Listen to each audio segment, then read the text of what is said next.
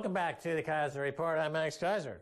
Time now to return to our conversation with Pierre Jovanovic. He's a journalist at Quotidian.com, and also you were recently described as the Pope of fake news. Yeah. What's that all about, Pierre? I leave for a few years and everything goes crazy. What's happening? Le Monde, which is one of the, let's say, the most important, theoretically, newspaper in France, said that I'm the Pope of fake news because I'm giving financial news to the people. So I guess you're the Protestant Pope of fake news in England and the United States. Yeah, I'm going with Jesus Christ. That's my go-to. No, at the Vatican they have two popes, so I guess we're two popes. Oh, really? Here, one lives on the cottage right next to the basilica with his boyfriend or something, right? Is that my story? And then they became very liberal when he moved in. I don't know if you are very aware of that. The Pope wrote something 2 weeks ago, and he condemned the Pope. At the Vatican, he condemned the credit default swap of Mrs. Blightmasters. It took them 10 years. I saw that. The Pope condemned Blightmasters credit default swaps. 10 years after. So it's weird. He's the Pierre Jovanovic at the Vatican. And you're the Pope of fake news. But so you two guys are two sides of the same coin. You speak through the oracle of truth, and you're both attacked for it. And the Catholic Church is derived on a vicious attack on a truth teller from 2,000 years ago.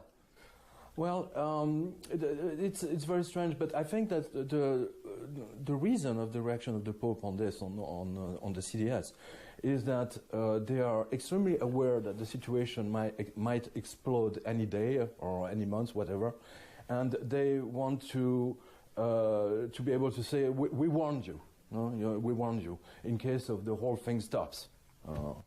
Right. Well, I mean, this is an interesting territory. So let's get into this. This is kind of interesting because it goes into the history of banking and finance in Europe, and the Vatican has always played a big role in financial affairs all over Europe for hundreds of years, and we know that they've been involved in all kinds of questionable deals throughout history, and during the financial crisis, the Vatican Bank was actually involved in some of the lending that went on, right? Exactly. Remember, the one thing the banker have left is secrecy. I mean, I think you agree with that. But remember, JP Morgan in Milano, it was, I think, in 2010 or 2012, maybe, they say, we have an account with the Vatican, but we call them to say that we will drop them. And they cannot do business anymore. With, I remember that. You remember that? Yes, it was fully documented. We covered it on the show. Oh, of course, yeah. We spoke about it. Right. And remember, Visa, MasterCard, and American Express, they cut the Vatican City with, they had like 50 or 60 Visa credit card terminals in the Vatican.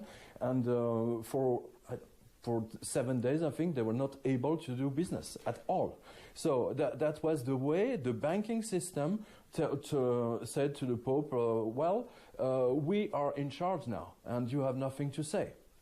Right, and of course Vatican is an interesting location physically in the political sphere because it shares the unique attributes along with the City of London and Washington, D.C., and that they are their own little countries within countries. And so they wield enormous power.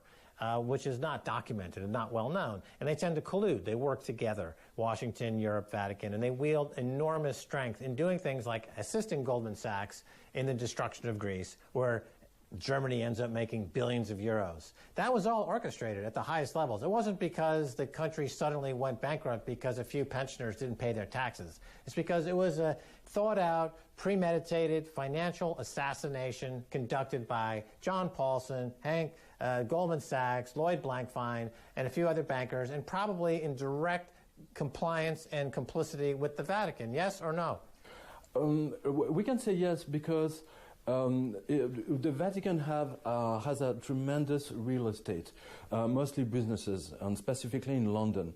And I think it's the BBC or the Telegraph of London or who gave the information with a very interesting investigation on it. The company who owns all this real estate in London has the same address as the JP Morgan bank, and another company owns another one, and the final company has the same address as the JP Morgan in New York. So that's the connection between the Vatican and.